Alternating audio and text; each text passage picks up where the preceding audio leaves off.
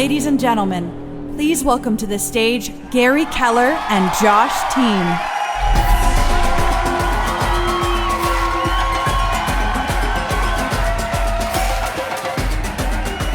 Good morning, thank you. We are grateful and humbled that you're here today.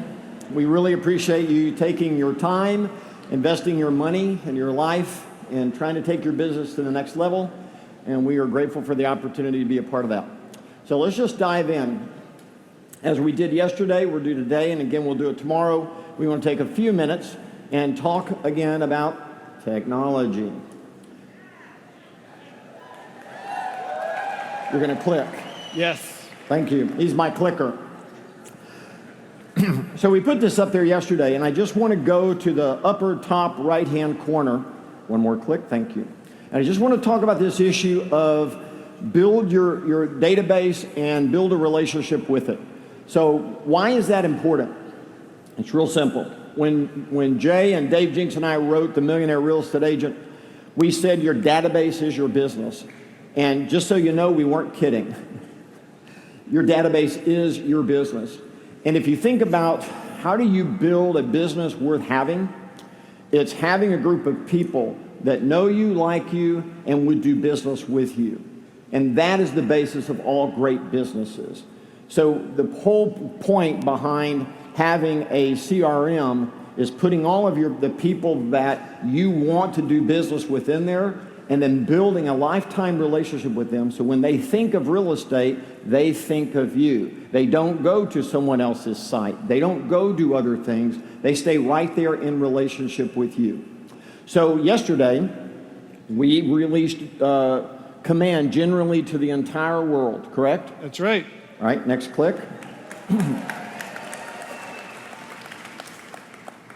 Since we released Command and made it generally available, we've seen that every single second, 3 contacts are being added to Command 24/7, which is exciting. You guys are growing your database very quickly. Yes. The interesting thing about that is that tells us that it's easy, it's simple, it's to put people in your database, to sync it with your phone, with your different CRMs. But we started looking into that a little bit deeper, and what we found was only about 8% of the contacts have an address associated with them. Stop. Say that again. So we're approaching about 8 million contacts in Command. Of those 8 million contacts, only about 8% of them have a physical address saying that 123 Main Street, have an address associated with that contact. So time out. What did you just say? It's a big deal. 92%. So people are putting names and emails in their CRM. They're moving them over from their other CRM. That's right. And they don't know where they live. That's right. Okay. So this is an opportunity, right? Yes, we need to know where they live. This is important.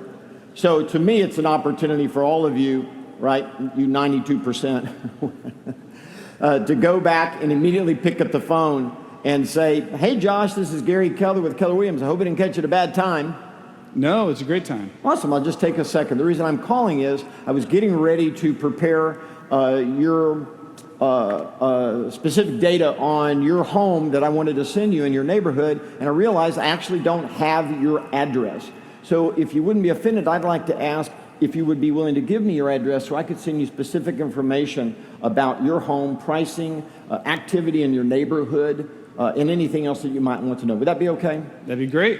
Awesome. So where do you live? Well, and when we started looking at this data, Gary, we realized that this is actually a symptom of what we were talking about yesterday.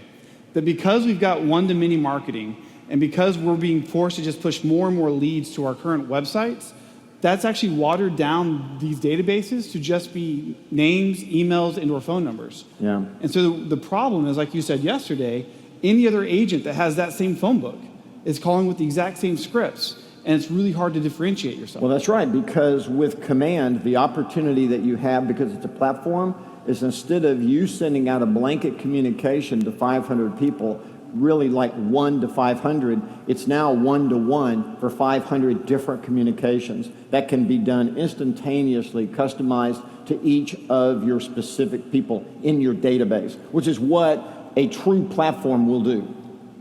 And another thing that we're excited about, again, like we said yesterday, the simple act of sending out these neighborhood landing pages to your database gets a 400% conversion and their likelihood to do business with you. Say that again. So the technology that you guys have all built in the lab process using the data and proprietary AI allows you to have a one-to-one experience to the homeowner with relevant information to them, giving you a 400% advantage of doing business with people that are in your database. Wow. Yep.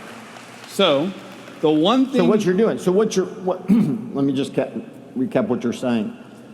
The simplest and easiest thing for all of us to go do right now that this platform has delivered the command, is to get names, addresses, right, phone number, email, but get that into a database and begin to build a one-on-one relationship via artificial intelligence with the customer, right?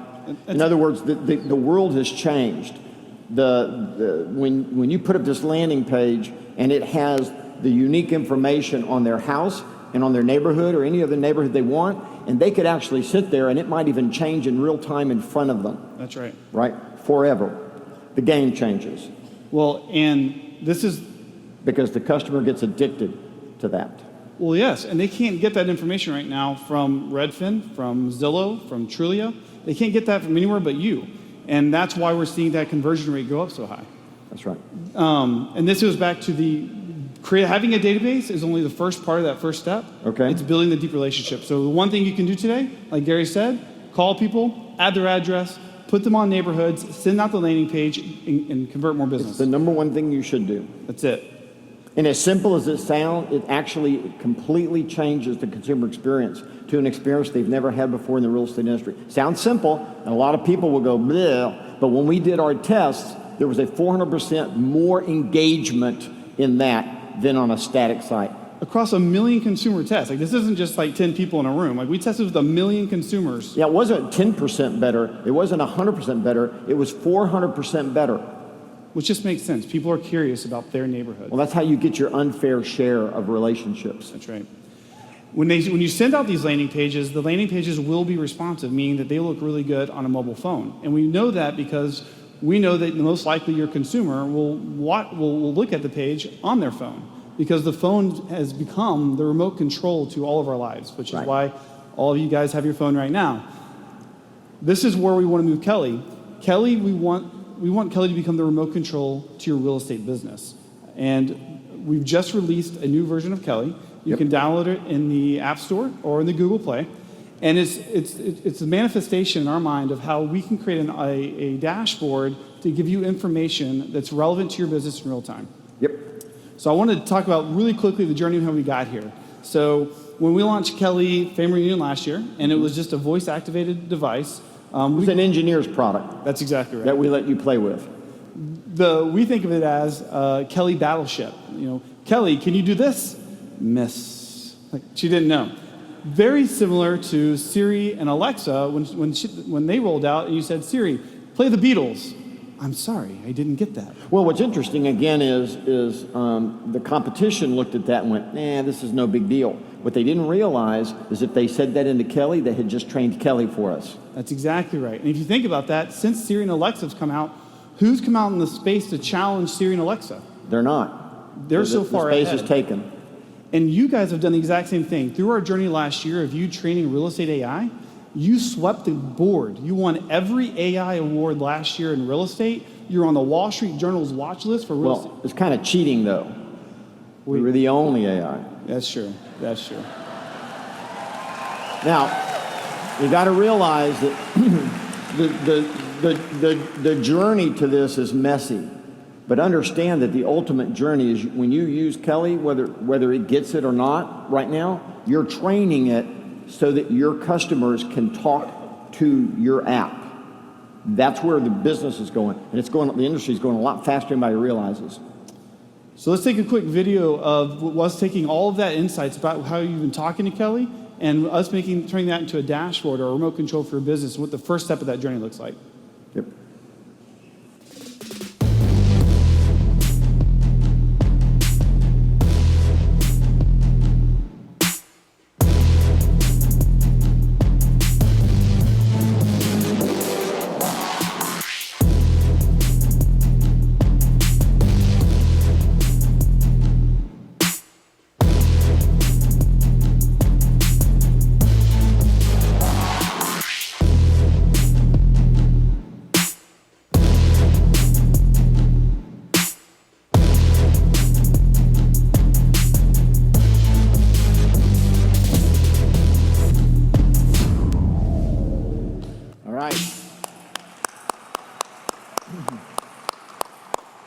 So I just want to talk about a couple of the few features that we've done with Kelly.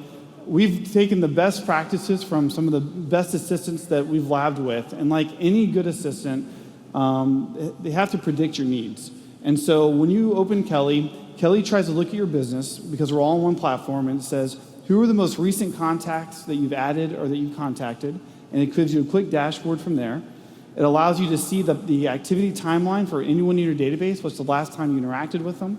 It allows you to see local insights anywhere you're standing with market snaps wherever you're standing anywhere in the country.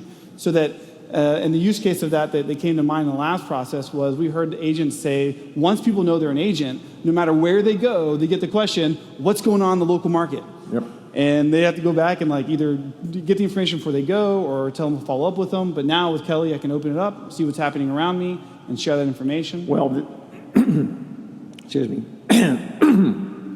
That choked me up. You know, it's emotional. Sorry, yeah. Seeing your children grow up. So let's just go one step further as a realtor, and that is, if I'm standing with someone, I'm going to say, wow, Josh, the market is really amazing. Yes. Would you like to know what's going on in your area? Absolutely. Right now? Yes. Let me show you. And show them. And they're going to immediately, I promise you, because I do this a lot, they're going to say, how do I get that? Yes. Well, give me your address, and I'll send you your updated landing page. By the end of the second quarter, you'll be handing them your personalized app that will have all of this. Did you just scoop our roadmap? Yeah, sorry. All right. No, the other thing that Kelly can do now is agents spend a lot of time tracking deals with the loan officer. And so we've actually, and we believe it's the first time it's ever happened in the industry, where Kelly, through our platform, connects directly to the underwriter. So when you're using Keller Mortgage, Kelly will actually update you what's happening in the process. They just got pre-approved, they just got the appraisal's done, the inspection's over, it's now in escrow, so that you don't have to be spending time tracking, following it up. It just keeps you updated. Yeah, if you're doing business with Keller Mortgage, you're connected directly to the underwriter because it's all on a platform. The underwriter's using the same platform that you're using and your customer's using. That's right. Also, if you're doing any type of referrals and transactions, all that's just at your fingertips. And so we're excited. This is just... So again, by the way, I'm scooping you again, but when our consumer app comes out, the consumer is actually connected directly to the underwriter also. That's right. Right. And you get to watch the entire journey just from your remote control. Right.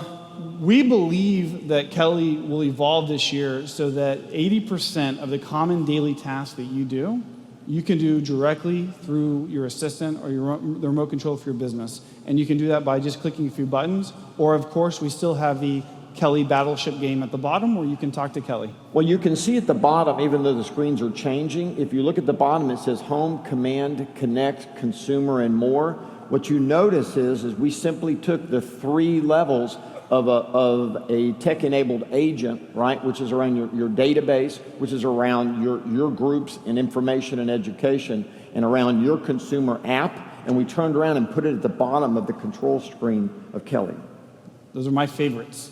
Yeah, that's absolutely. Exactly right. All right. So let's talk a little bit about our roadmap and where we're going. Now, again, because of the last process, all of this is subject to change because this isn't our roadmap. This is your roadmap. You're telling us what you want to do. And so far, this is kind of what you've told us. In Q1, we had to make sure we have a CRM that gives you a unique competitive advantage to take more market share and convert at a higher level. We also connected, and this is a pretty big deal for us, we have a global platform. So over 200 global associates in 30 different countries are all using Command right now. And it's pretty exciting. With that... Time out. That's a big deal. That's a wimpy clap, but that's a big deal. We also...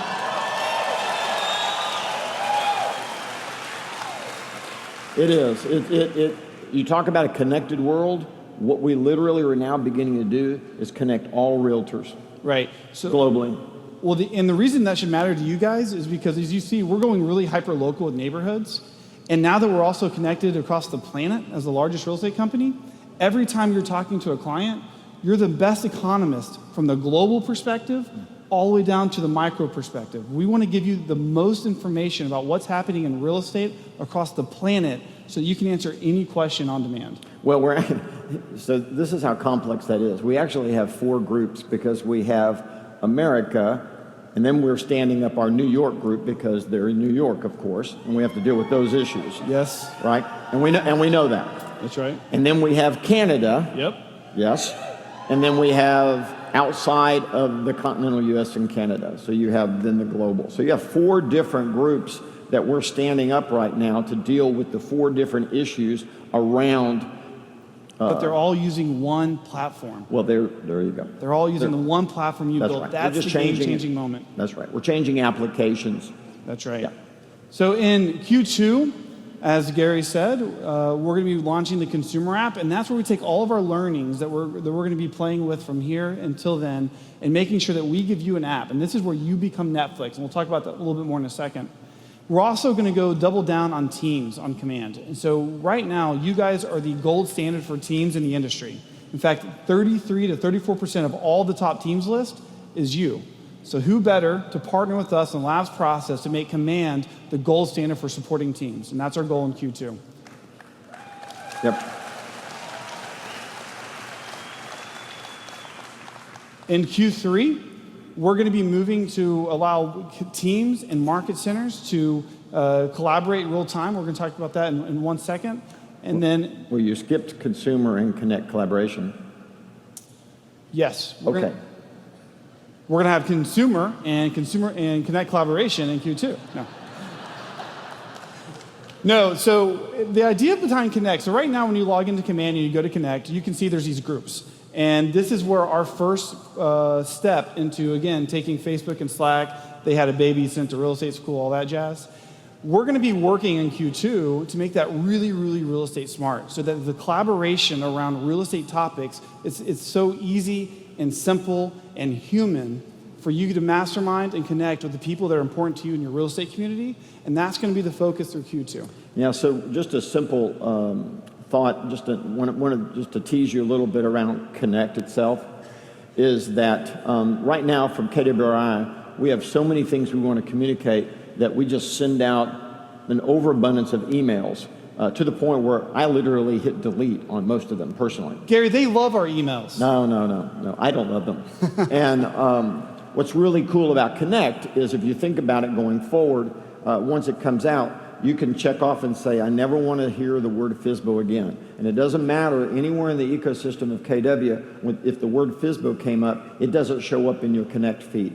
If on the other hand you said, I want to know anything about luxury real estate or anything about open house, anything at all that comes through the Keller Williams ecosystem, it's going to come straight into your Connect feed, and it'll also you can pop up, again, let's say luxury, you could pop up your luxury group over here and it would be there. So you could check daily, either your feed of all your information, or you could just check your luxury feed that day. Does that make sense? It kind of cuts all the noise out and allows you to custom design your information and education feed into your life. And that's just a base of what Connect starts to do, new Connect. So you can curate your real estate educational component with information important to you. Absolutely. So and then in Q3, we've got worldwide associates in 30 countries using Command now. By Q3, we want to be the gold standard for real estate transactions across the planet. And it doesn't matter what language, doesn't matter what country, our platform supports the entire globe. Yep. Command for leverage is every agent, when they get to that 7th level, or when their agent gets to a point where they need more and more leverage, they need a system to track and manage that process, and we've got a whole project around that. New agent websites that are partnered with Keller Cloud will be launching in Q3, and we're really excited about what that's going to look like. And then in Q4, we're going to have Command for coaching, the new KW.com. Yes. And Connect, we're going to take all of our learnings that we have from Q2 in the US around Connect and then roll that out so that Connect worldwide works for the entire country. And then by the end of the year, we'll have the only global, fully connected, AI-powered real estate platform the world's ever seen. So interesting. Yep.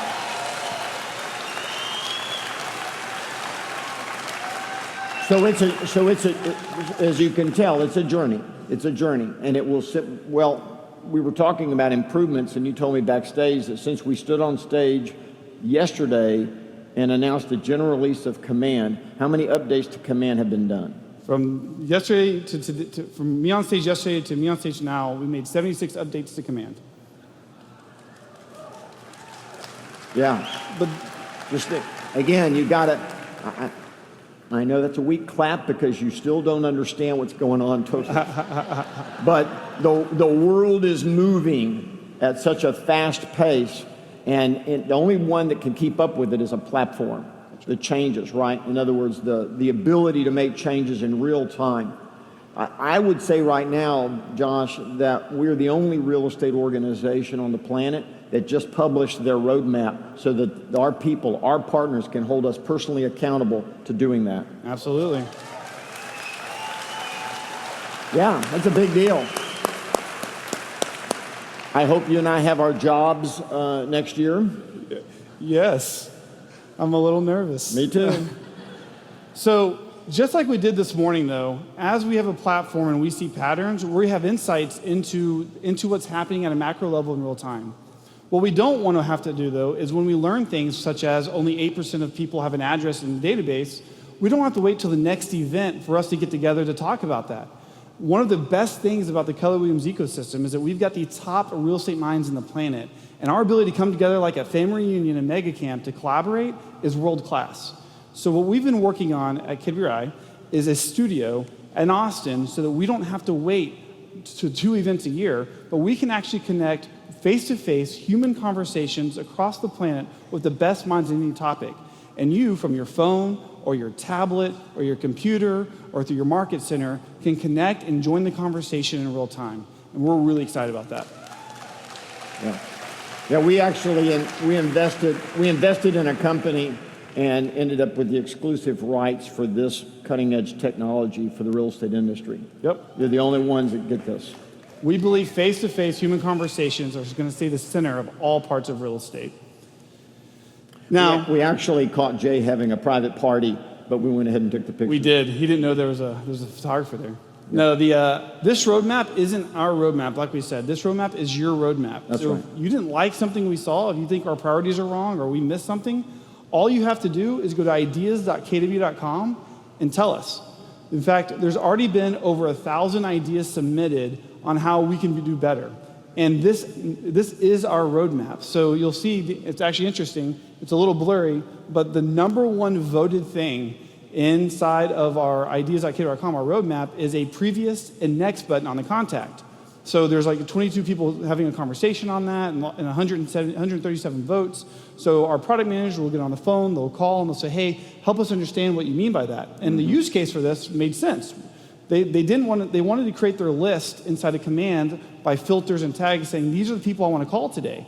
And then they didn't want to have to go back to the contact screen to go back to the next one. So they said, just give me the next and previous button. Makes sense. We missed it. So now, through the 76 updates we did in commands, there's now a next and previous button on every contact.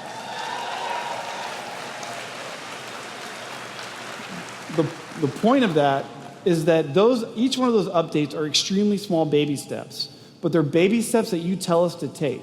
And we're in partnership together. And so right. Literally, anything you want us to do, just tell us in ideas.kb.com or hit the feedback button in command, put it in our roadmap, and we'll completely build whatever you say. Hold on, say that again. Hit the feedback button where? So inside of command, you see on the bottom of the screen, there's a little dog on the right. That dog is actually, it's your dog. It's actually our son's dog. That's her face on it. Yes. So that's Riley. If you click on Riley, that activates our labs process, and you can give us feedback right there, or you can go to ideas.kw.com through there and start voting and collaborating with your other fellow agents, helping us craft our roadmap. Yeah, if you go on any significant page on command and you get lost and you don't know what to do, what can you do? If you'll see, there's a little question mark at the top right. If you click that question mark, a little panel will slide out. That panel will understand what you're trying to do or try to and tell you, here's what other people have looked at that helped them. There's also a little search bar. You can search like, how do I add a contact? How do I use smart plans? How do I deal with filters? And then all the contextual training will show up right there in command. If you still get stuck, then you can go down and click support and start talking to someone that understands how to and can chat with you, working you through your problem. Well, we don't, maybe not immediately. Yes. Well, let me just say again, if 150,000 people hit that support button, I don't think we have enough people. But it's a labs process. But it puts you in a queue Yes. for support to come back and talk to you. So what we've tried to do is from tell us where we got it wrong to what we need to change to help me is all built into the screens in command. That's right. Now, let's talk about the consumer app, because that's what all of this is gearing up to do. All of this is leading up to the consumer app. And the reason why is we want to make you Netflix. And let's talk about really quick. Say that again. Our entire job, this whole platform, the whole reason we're doing all this is so that at some point this year, you can go to your consumers and you are Netflix, so that they have a one-to-one experience where you're the local expert making them smart about real estate every single day. And I've said this numerous times, but I'm going to say it again this morning. Anyone who says that their company is Netflix has got the wrong idea, that they're off base. You should be Netflix. The challenge, again, is you had to find you had to have a partner who understood that and then built your technology. So the way we think about it is KW's goal is to build an individualized Netflix platform for every agent partner in Keller Williams.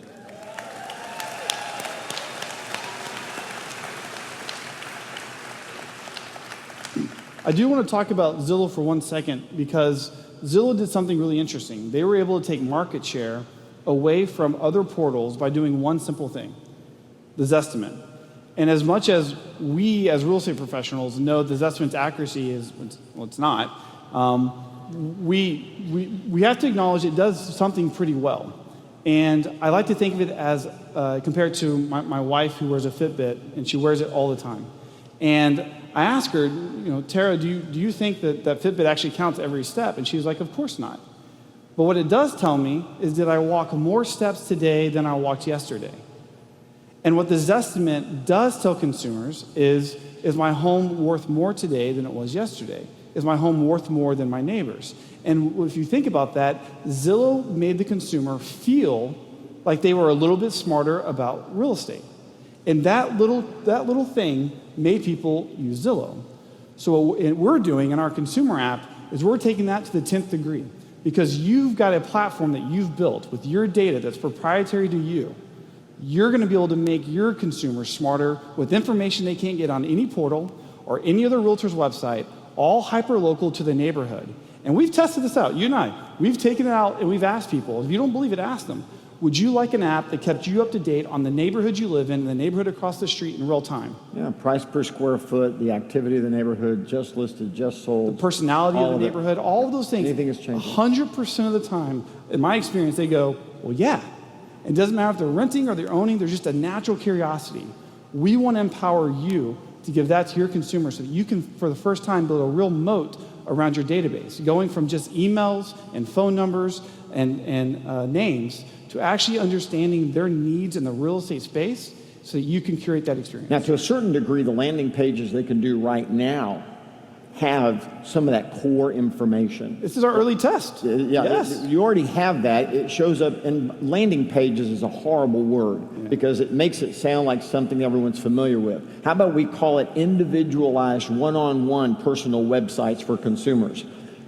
I love it. We'll get a card. Because the landing page makes it sound like, oh, well, I know what that is. I don't think you know what this is. It's a completely different animal. But by the end of Q2, that will all translate into the consumer app that the consumer is holding in their hand. Well, let's take a look at what we plan for the consumer app. Okay, let's do it.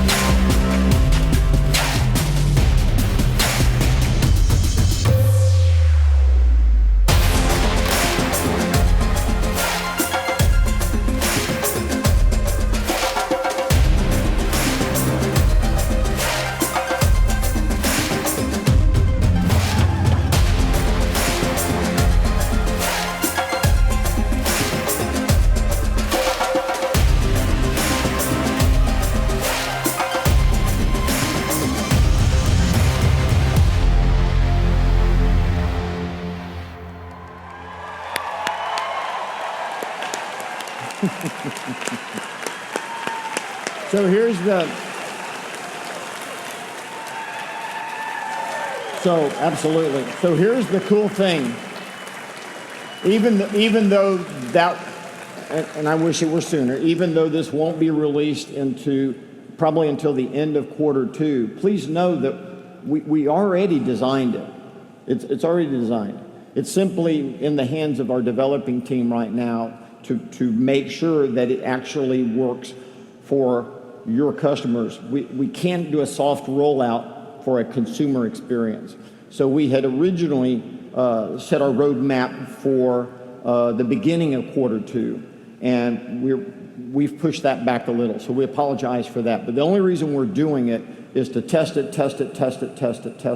The interesting thing is that when we get back from family reunion on the 25th, we will be sitting down and putting together our team to now go completely break what we just built. Did you get that? And yeah. We're already working on version 2 of what we're going to deliver in the second quarter. But that's the power of a platform, right? Our goal is nothing short of reinventing how people experience real estate through technology and making sure that you're the owner of that technology. All right. I figure that's enough. We can just leave. Oh, wait, we have to talk about the future. I love that. All right, so anyone familiar with this conversation? It is a rock and roll 90 minutes of nonstop information you never wanted to know. No, people always say, where do you get vision? And the answer is always by looking backwards and trying to figure out the path that got you to where you are, and it'll give you a sense of where you're going. So the goal today in the next 90 minutes is to walk you as fast as possible through an array of information that will give you a sense of exactly what you experienced last year, give you a different context for that, and also sets the stage for you to try to understand what will happen in the next year and the next year. Fair enough? So let's dive into the numbers that drive U.S. real estate. And again, just a reminder that all of this has already been loaded up, and you can download all of this. So it actually already exists. Yep, okay? Just go to KW Connect, search for Vision 2019, and these slides will be available for you to share with your team and your local market. My partner in crime, Jay Pepazan, and Ruben Gonzalez, who works in our awesome research department, they're here to fact check me and keep me honest. All right, so number one, what happened last year? Well, sales went down, right? And you can see that. We had about a 3% drop in sales between 2017 and 2018. To me, this is the most important slide. And if you'll notice, let's just go back to August. And the yellow is 17, the purple is 18. So notice that there's a 0.1% drop in August. Notice there's a 0.2% drop in September. Notice there's a 0.3% drop in October. Notice there is a 0.5% drop in November, and there's a 0.6% drop in December. So even though it's interesting to say that it's a 0.3, I mean, not 0.3, yeah, I guess 0.03% drop, you can see where all of a sudden where you started to feel the heat from a national perspective, right? You started feeling it around September, August, September. This started happening. It's kind of accelerating.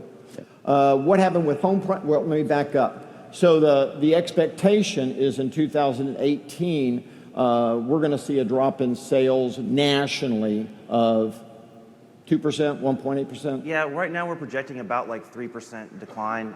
We might see a little upside in the spring. Gotcha. And we'll talk about why in a second. So then secondly, let's look at what happened to home prices. Now the yellow line represents us drawing that for you to show you that if homes had continued to appreciate along that 4% path, that home prices today, the median home price would be $305,000. But a recession of all recessions hit, and you can see that we actually started a what we would say a new trend line probably around 2012, 2013. Initially, we didn't know if we were starting a new trend line. We didn't know what would happen. You can now clearly see that we will never make up the gap. That would That would throw us into a recession literally overnight if they tried to make that gap up that quickly, right? That's that 12%. Yeah. About 12% got taken out of the market, and we're just started over from that. Yes. Yep.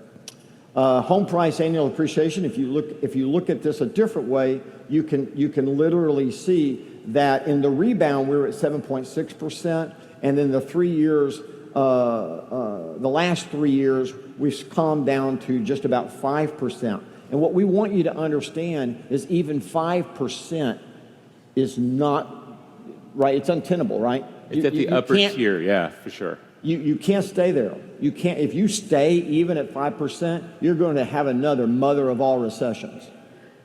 Okay, so it's got to come back down to that 4% approximate trend line, right, Ruben? Right, and we're actually seeing that slowdown start to happen now. Like next year, we're expecting prices probably in the 3% range in terms of the increase. And it would be okay if they didn't increase at all. Just to be honest with you. Okay.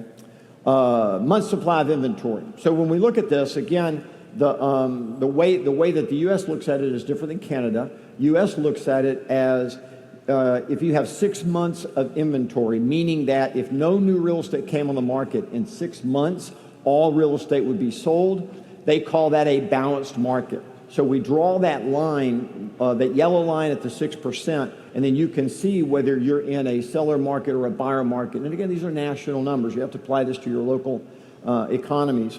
But you can clearly see we've been in a seller's market, and we're going to stay in a seller's market for a good while. And why? But the direction, though, as we saw at the end of the year where we had a 10% drop in sales, we know that it's slowing down. And if you remember yesterday, that pendulum has changed directions. Well, you would expect us to just go flying into a buyer's market, fellas, but the challenge is that such low inventory, right, causes this to be a little weird. Yep. Yeah. When we look at mortgage rates, part of the issue with like why inventory might not increase as rapidly across the country is the fact that there's a lot of people right now who have what we call a below market interest rate, meaning they bought in the last 5 years and their interest rate's sitting below what they could get on a new house. That's right. They couldn't refi, or if they bought a new house, it would be cheaper to stay where they are. Right. That's right. So that's absolutely. So let's talk about mortgage rates. So I always love this conversation, and I always point out ad nauseum that I got in the real estate business in 1979. So just take a second and look at where interest rates were. And that was my entry into the world of real estate. And it was so interesting because the agents around me were so used to different rates, right? They've been in there 5, 6 years, 10 years, and all of a sudden this starts happening, and they just all went on the sideline and say, we're just going to wait till it goes away. Well, it didn't go away overnight. In fact, when we started Keller Williams in 1983, look where they were. So for me, I look at current interest rates, now go look where you are, and I go, oh my gosh, this is such a bargain, right? But I also, because I was raised in real estate in a massive recession, and then when we started Keller Williams a few years later, we went through another massive recession, that I have a whole different sense than most people about the real estate industry. And that is, I'm very comfortable in a recession, right? Now, we're not going in one, so I don't believe that what we're fixing to experience. Now, correct me if I'm wrong, but I wouldn't stand here and project that we're going to have a recession. You're going to have a slowdown, but you're going to have a recession because when you look at all the markers that we're going to go through real quickly, would tell you or foreshadow that something was going to happen. It's not happening. It's not there. We have nothing there. Now, never underestimate the gift that we're given by dumb decisions made by our government. Yep. Yeah, they can literally start a war.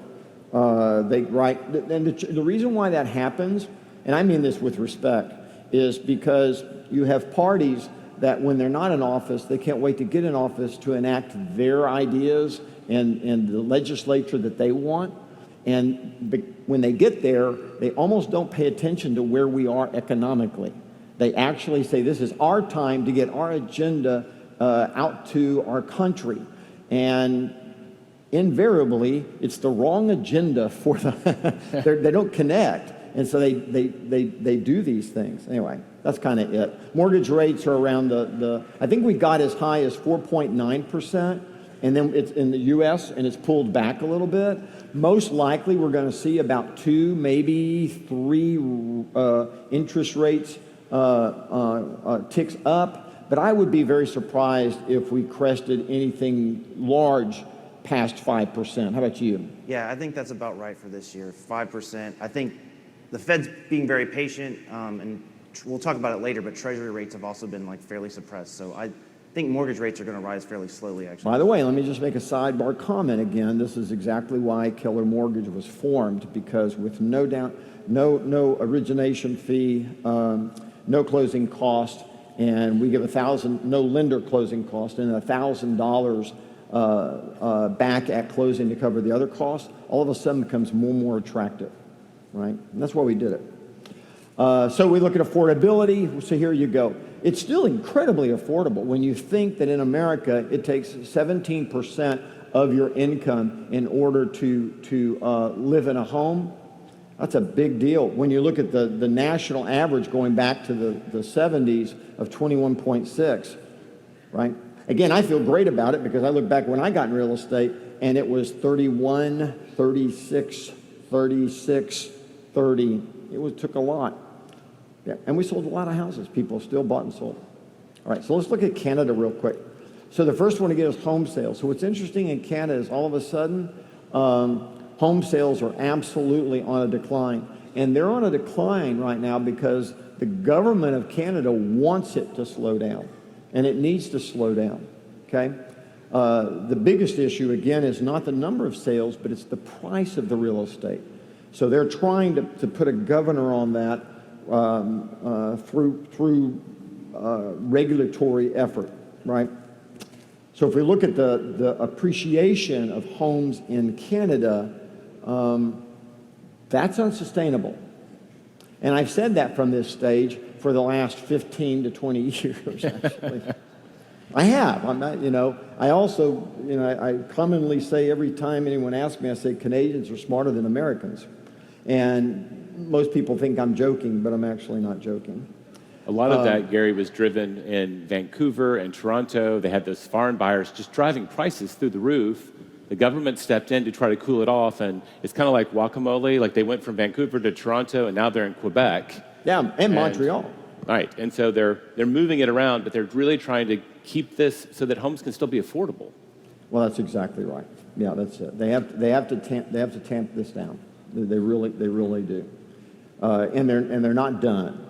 Right. The big challenge that the Canadian government has is the number one economic driver of the Canadian economy is real estate. That's right. Number two is oil, but number one is real estate. So there is a constant conversation in their government about how can we not be so dependent upon the real estate industry. I always write in at that moment, it's okay with me. Ha ha ha. Yeah, inventory. Yeah, well, the same thing. They look at it differently in Canada. When they look at it, they say, look. So you see that number 55. So that number says that if 100 pieces of real estate came on the market and 55 sold, that's what that number means. Okay. So they look at it and they then turn around and say anything around 40 is a buyer's market, and anything around 60 would be a seller's market, right? Right. Either the inventory is declining or increasing, and that's just kind of, they see it directional. Yeah. So the interesting thing is that even with everything going on, it's still considered overall a balanced market. Mortgage rates, they tend to be a little higher than the U.S., but they tend to follow the same kind of pattern, just at a little higher rate. Okay. But this is, again, you can see, right? If you put American interest rates on top of it, you'd see the same kind of movement. So this is all good news from an interest rate standpoint. So affordability, though, still takes a hit. So on single-family homes, the change is affordability took a hit of about 1.2% this last year on single-family, and then almost 2.5% hit on condos.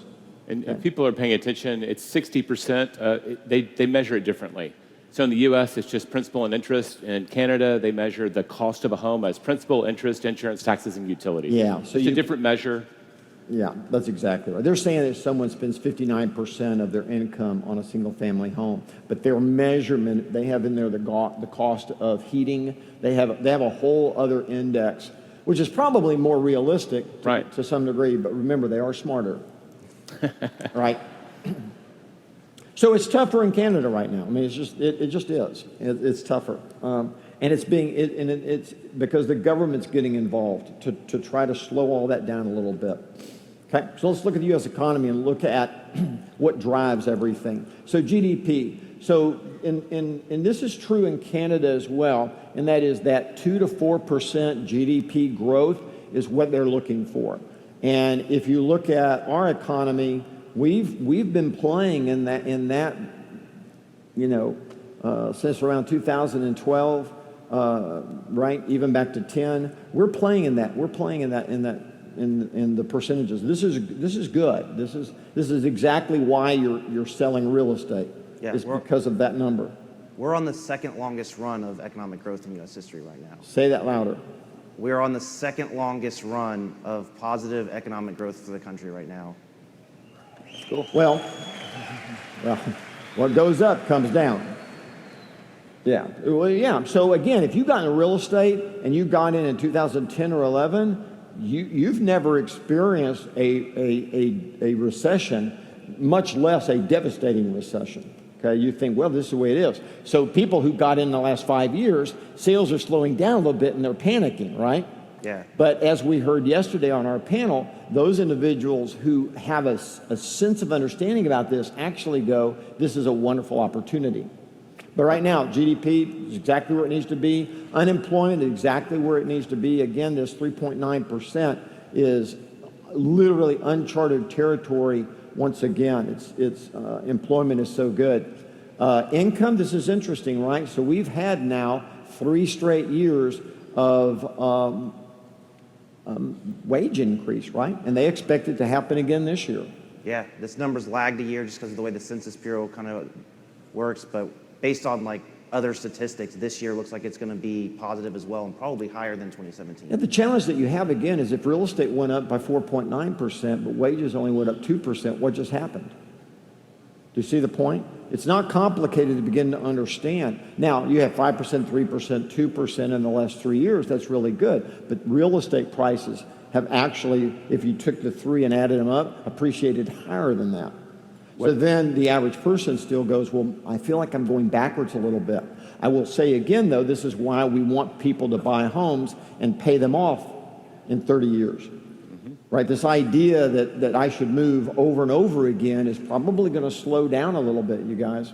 And the reason is because people will stay in their home longer. We'll see later at the end of our presentation that's already happening. What's keeping homes affordable has been the interest rates. Our incomes haven't been growing. You can really see what was happening before 2013. Yeah. And you still had inflation. Home prices were going up faster than that. So those declining interest rates is what kept it affordable. Well, that's exactly right, Jamie. That's right. And you look at inflation, the numbers are good. Again, anywhere between 2 to 4% inflation, the government looks up and says, that's really good. The target would be 2. You get above 3 or 4, they can't sustain that over a period of time. So if you could get anywhere around 5 to 6% unemployment, and you could have a GDP of 2 to 3%, and you had inflation that was 2% or less, man, you're smoking. This is a good economy, and that's where you are right now, okay?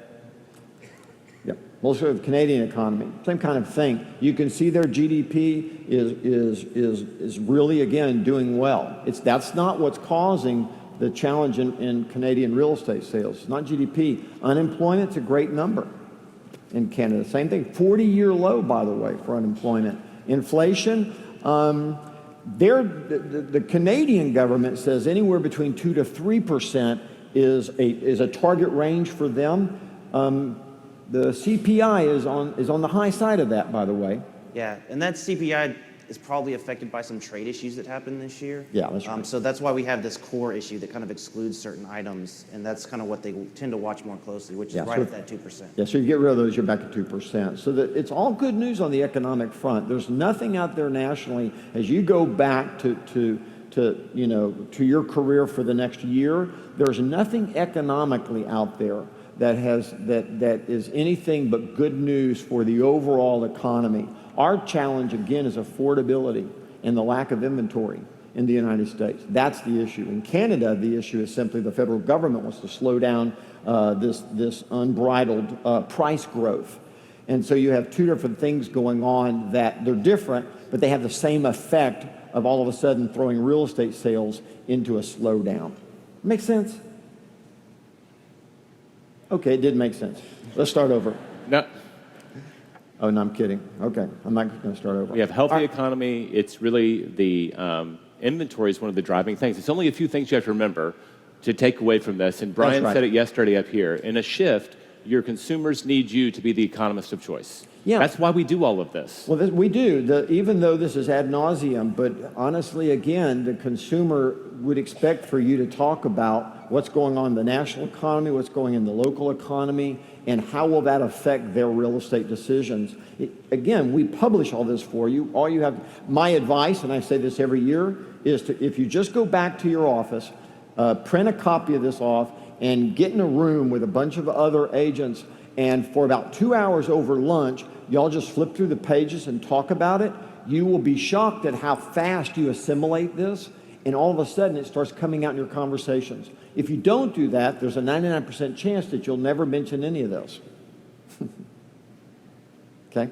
The gift that we get is we have to do this for you every year, so by the time I've read through it a number of times, I can get up here and just talk about it, because I absolutely understand what's going on. Okay? That's what I want for you. All right, let's look at size per agent. Well, this is an interesting thing, right? And that is, it continues to go down. The number one reason why it's going down is what? More agents. More agents. And this is a phenomenon, by the way. We have more agents. Okay? Now, if you do the math on this, though, and you take the median price and you take the average commission, 7.9 in the United States, I just ran those numbers quickly, is $55,000 of income. So it's not like the real estate agent is, the average real estate agent is broke at all, okay? 7.9 is not a horrible number. That's where we are. Distress sales, nationally, now we have about 3 or 4 cities where that's still an issue, but that's it. The rest of the United States, it's done. Underwater homes, same thing. Again, we have about, I think I was looking at the stats, it's about 4 cities, isn't it, Ruben? Yeah. Yeah, that still have this issue. But the rest of the United States doesn't have this issue. And this is not an issue in Canada, right? Mortgage rates and 10-year Treasury notes. So if you want to kind of understand where interest rates are going, all you need to do is look at the 10-year Treasury note. So on a regular basis, back in your world, if you guys are talking about the 10-year Treasury note, that will get where it's headed. That will tell you what interest rates are doing. And you can see it right there, can't you? Say yes. Yeah, you can see it, right? Credit conditions, this is a little unnerving. This is where you start to see some things, and that is, on one hand, we go through the recession, the Great Recession as they call it, and you see all red, meaning they're tightening up, tightening up, tightening up, tightening up. And then all of a sudden, you see starting in 2014, what happens? It's all green, and they're loosening and loosening and loosening. You do understand that as they continue to loosen, all of a sudden, you'll start trying to sell homes to people who shouldn't buy homes. Now, in Canada, they fight that. They make you overqualify for a house right now. That's one of the ways they're pushing all this down. In America, they try to give you more house than you should buy. I don't think that it's loosened. You correct us if we're wrong. I don't think it's loosened so much now that we're close to where we were before the big recession. Yeah. No, that's right. Well, that's true, by the way. But it's the loosening of that before the Great Recession caused it. That's right. So, yes, but that is a great point, and thank you for saying that. So, I know what Jay's saying is if you took all the red and took the green, it's a canceling out a little bit. But we're going to see in a second about new home construction. that, There it is. oh gosh, how'd that happen? Yeah. So if you look at the, yeah, I know what I'm talking about a little bit. Yeah. So if you look at new home construction, to me, this is, you could take this page and then you should go to your local economy and try to understand what's happening in your neighborhoods and in your city. But this right here tells all the story, because we are missing, what is the number we said? From this right here, it's over, what, 4.7 million homes that weren't built. 4.7 million homes that weren't built. The national average, if you go back since the historical average, would be over 1 million new home construction. And right, new home construction meaning that wasn't a custom job. Right. You with me? This is not custom homes. This is new home construction, meaning that the land and the house were sold at the same time together. Am I correct? That's correct.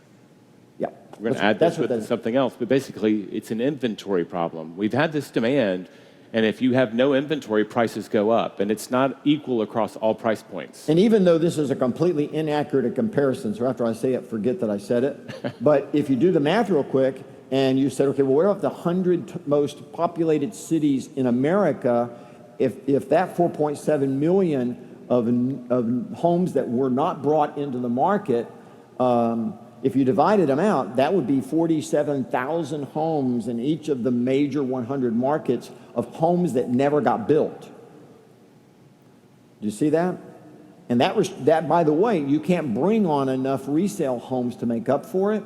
So what you have going on there then is it drives prices up, because you don't have enough inventory to hold prices down, not appreciating as much. The other thing we have that went on is the institutional buyers came in and took what? How many million did they take out of market? It's 2.5 million more that essentially have gone single-family homes that went into the rental pool, and they aren't available now to be resale homes. Yeah, that's correct.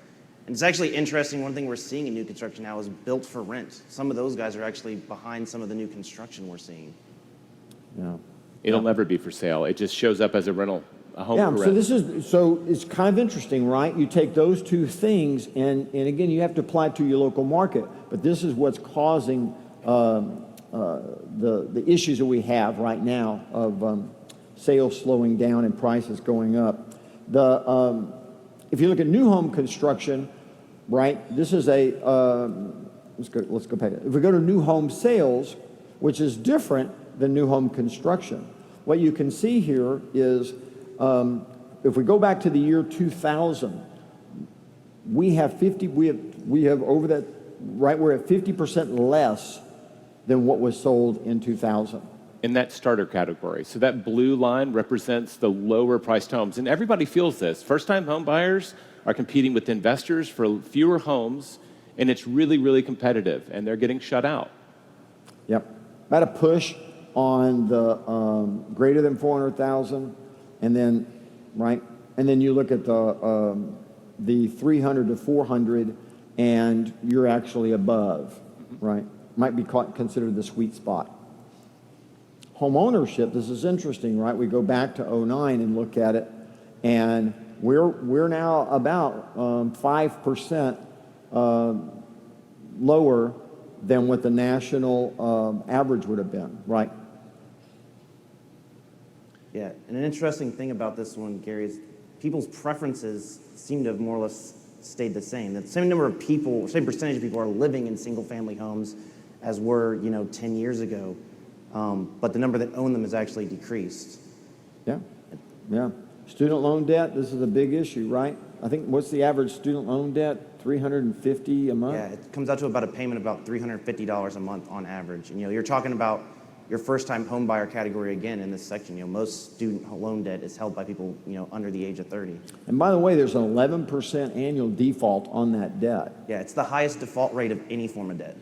Yeah, but this is a lost generation, right? The promise of higher education came with a price and a debt attached to it.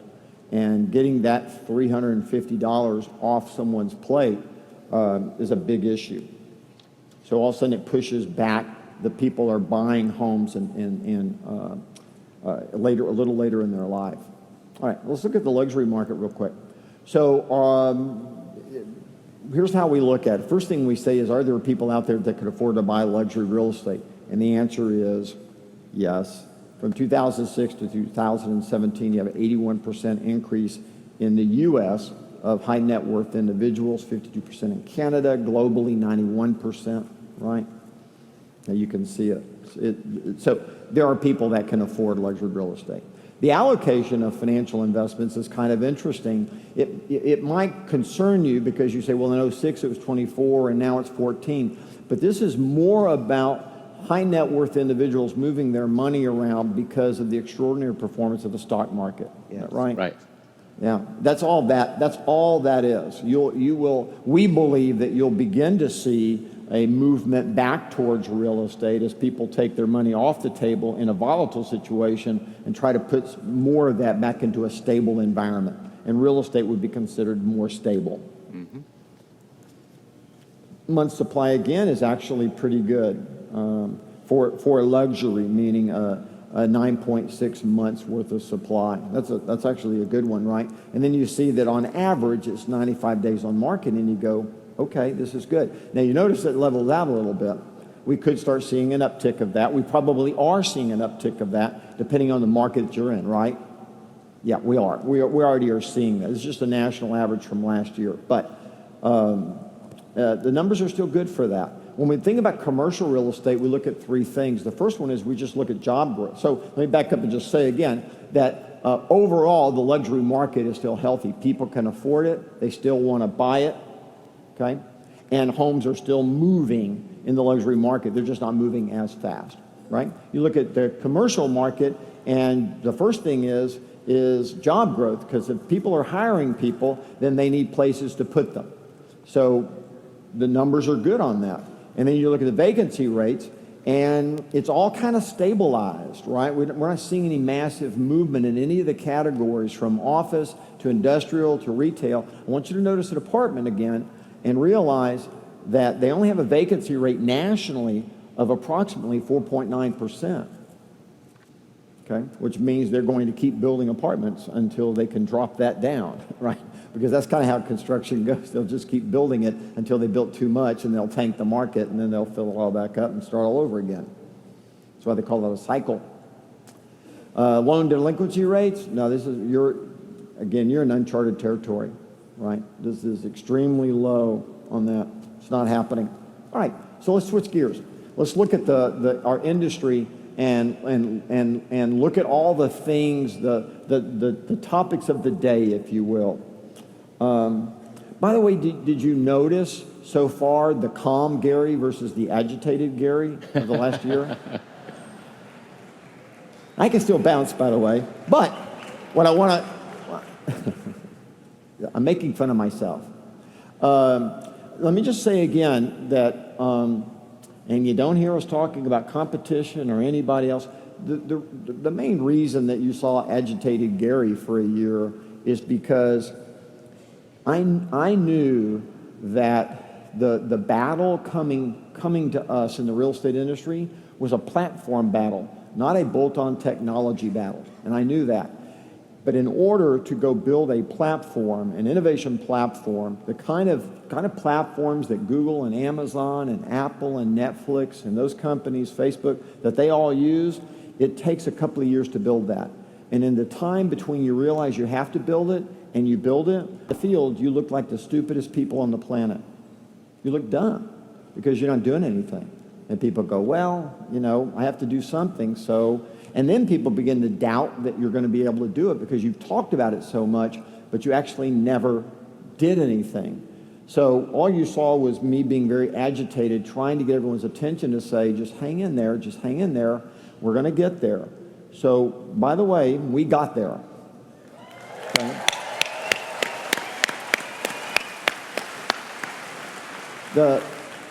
The thing that surprised us was, again, I had one of he was in the first couple of hundred that went to work for Google, and I had him in our offices because we partner with Google. And I said, so how long does it take to build a platform like this? And he said, well, assuming that you had all the data, and that you had it piped in, it would then take you 2 years. So how long would it take you to build artificial intelligence on top of that platform? He said, well, that would take another year to 2 years, right? So you understand that we started this movement towards the platform battle approximately 4 years ago, okay? We've had competitors who called themselves technology companies that released technology and then publicly apologized for it not working and took it off the market. You're not seeing that from us, okay? I'm just trying to explain. I just want you to understand. So the two key battles in the industry are the platform versus the bolt-on technology. And the other one is the agent-enabled tech versus the tech-enabled agent. And that battle, again, is over who's going to be the fiduciary. And by the way, the answer is going to be whoever has a tech-enabled platform for real estate agents is going to be in the battle for the most successful platform, or the platform that consumers want to use more than any others. If you're the agent-enabled tech or your bolt-on technology, you're in another category. Okay, so these are the two battles that are going on. So Gary, it's kind of called the I was just going to add on that last one, because I was privileged to be there in 2002 when we were working on the Millionaire Real Estate Agent back with Dave Jensen, our partner. And when you started talking about the industry all moving to the teams, there were a lot of people who took pot shots at the company back then. Oh. And it's one of those things where you're caught between, we know what's probably going to come, and we're preparing to go there before everyone else. It's kind of like Noah building an ark. I'm sure he took a lot of flack. And yeah, I've seen you take that, and I'm really happy to see agitated Gary go away too. And it's a lot more fun, right? That technology shows up, and we're like, okay, we got to this place. It really is an important thing. And I walk through the halls out there, platform, bolt-on. We're defining as a company together the language about where we're going as well. Oh yeah, the industry is now using the language that we started using. And right. They're starting to announce that they're following our playbook. Right, we're getting a platform, we're getting AI. And that's reassuring that, yeah, we were going in the right direction, and now they're going to follow. We have to keep going. Yeah, that's no question about it. That's correct. Okay, so now I can get agitated if you want me to. I'm good at that. What I was trying to do was get everyone's attention, and was trying to use information to do that. Today, we'll just let our products speak for themselves. So the platform effect. So this is the issue, right? And that is, it kind of works like this. The larger the network that you have, the more data that you can get. The more data that you can get, the more insights that you can have. And the more insights you have, you can create more value, not only, again, to the user, the real estate agent, but also the user, the consumer. You can provide a better experience because of that, right? So it comes down to, if you build something that the network uses, whether it, again, be an agent or a consumer, and you get adoption of that, you end up with a big connected data platform, right? That then, when you apply artificial intelligence, and by the way, the artificial intelligence has to be built for the industry. You can't go get artificial intelligence for the medical industry and drop it into real estate. And you can't go get Siri or Alexa, which are just general AI, and say, okay, let's let real estate run with that, right? There's multiple levels of artificial intelligence. The first level is simply the level that's called the developer's platform, meaning it's a developer's tool. And Amazon built one, Google built one, Microsoft built one, and you can pick the one that you want to use, okay? So you build on top of that, and then you have and that's your industry artificial intelligence. And then on top of that, if you wanted, you could build applications on top of that. So you hear real estate agents going, well, I got AI, and what they have is they've built a little bitty application on top of Amazon's artificial intelligence. Well, first off, Amazon has all the data.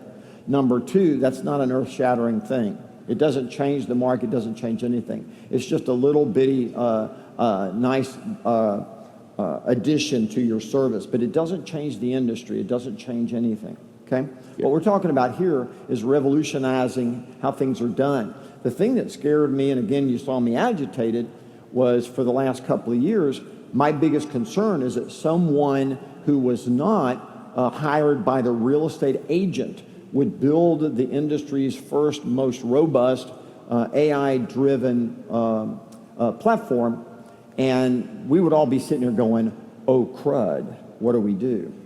It's no different than the reason why we went into the mortgage business, which is why we're building out an insurance marketplace, which is why we invested in one of the largest, one of the most successful property management software businesses, and we're an owner in that, and we're turning around and morphing that in to help you getting in the mortgage business, but also to take all of that and build it into the consumer platform so that you have a relationship with your customer from the time you sell a home until they sell it again because of the home management. So the consumer platform, the vision for that is a lot bigger than you can comprehend. So we just don't call up Inman News or anyone else and say, we just bought another company. We just wanted to let you know so you can write an article about it. Hey, we just did this or we just did that. Again, it's so interesting that you see all these articles, but you never hear anyone write about the fact that we bought Smarter Agent. There are only 4 companies that exist in the United States that have the ability to deliver all the MLS data to an IDX site like that. There are only 4 companies, right? Zillow and Realtor.com are 2 of them.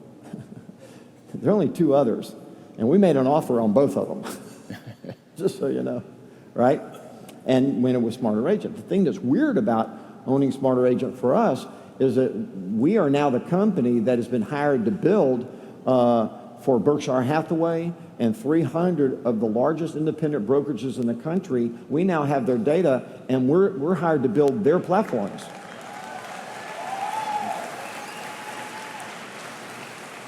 Well, by the way, that wasn't the intent.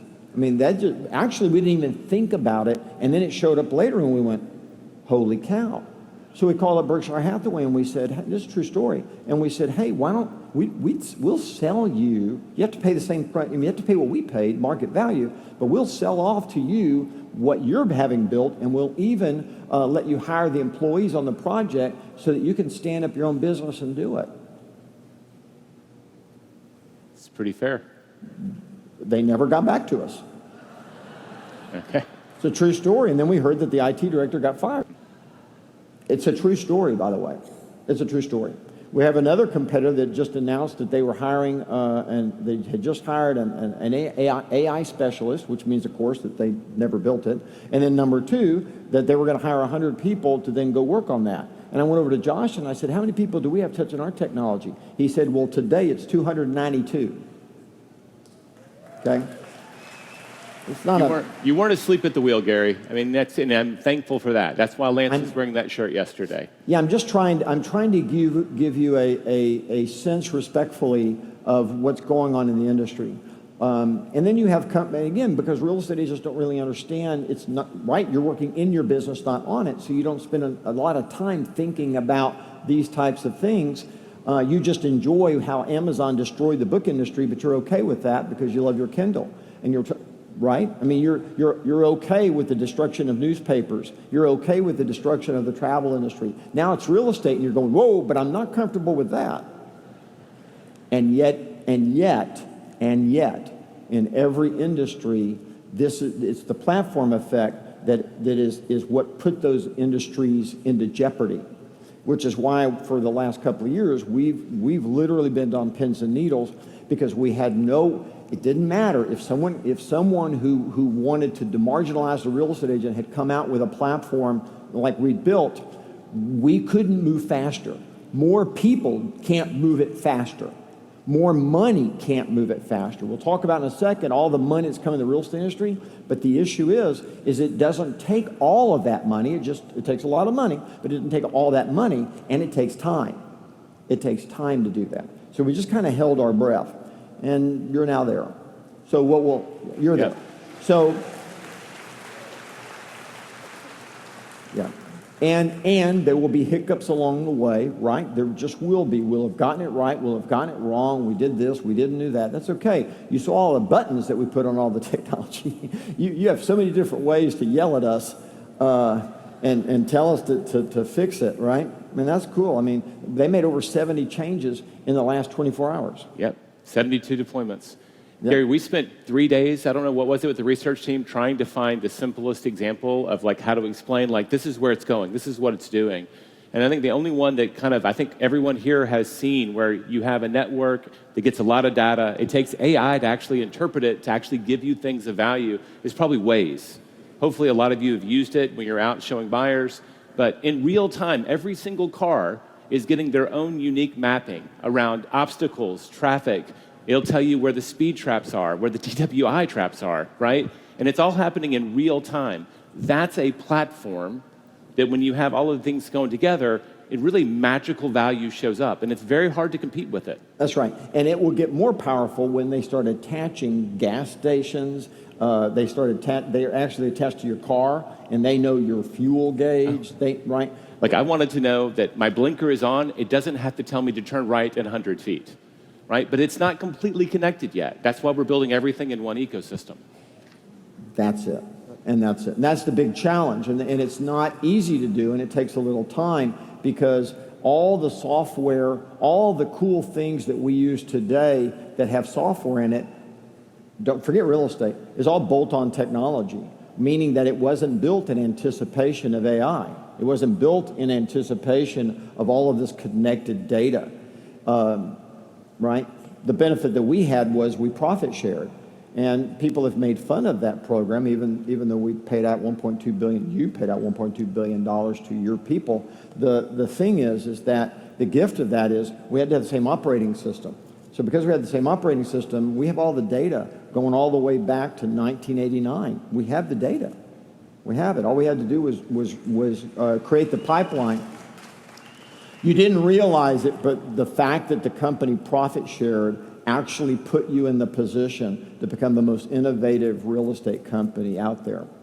It's weird how that worked, but I'm glad that it worked that way. I'm glad that it worked that way. You know, anyone who would profit share, any owners who would profit share that kind of money deserve a break, right? And I'm serious about that. So then you have this issue, bolt-on versus platform, and we talked about that. If you look at bolt-on and you notice the software stands alone, you have to build connectors. And in the absence of a platform to show you what a platform can do, bolt-on technology can look like it's a platform. In fact, your competitors will try to convince you that they have a platform and that it actually is talking to each other. And trust me, they're not lying. You could call that a platform. It's not an innovation platform. It's not an AI-driven platform, but it is a platform, okay, of sorts, right? But they're bolting it together, which means you don't get the insights. That's the challenge. You don't get the kind of insights. When you build a platform, by the way, you can, through APIs, you can attach all of them, but understand that all those APIs now communicate with all of the tools. It's all on the same platform, right? It's the way that without us doing anything at all, we can connect the real estate agent and the consumer directly to the underwriter on the application that they're using because they're all on the same connected platform. It took literally nothing to do that. Okay.